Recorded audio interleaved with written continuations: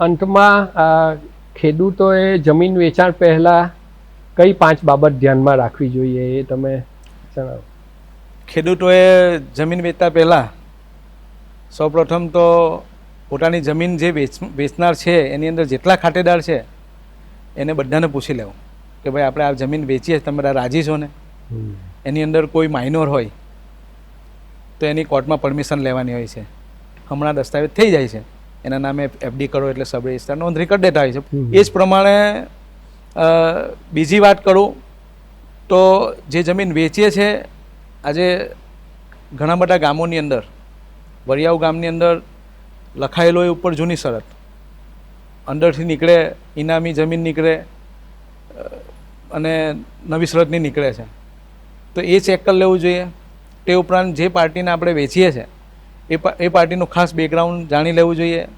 એટલે જંત્રી મુજબ આપણા કેટલા પૈસા આવે છે અને આપણે આપણા જે વારસદારોમાં જે વહેંચણી કરવાના છે એ પ્રમાણે કેટલા ને કેટલા એ ચોખવટ કરી લેવી જોઈએ.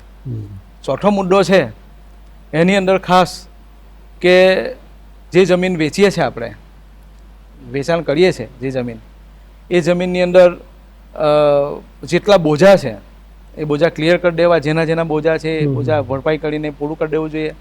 અને ત્યારબાદ જેટલું પેમેન્ટ આપને આવવાનું છે જે જમીનનું, હવે ખેતીની જમીન હોય તો એ ખેતીની જમીન લઈ શકો અને તમને ઇન્કમ ટેક્સ પર્પઝથી એમ તમને બાદ મળતો હોય છે ટેક્સ ગેલ ટેક્સ બાદ મળતો હોય છે.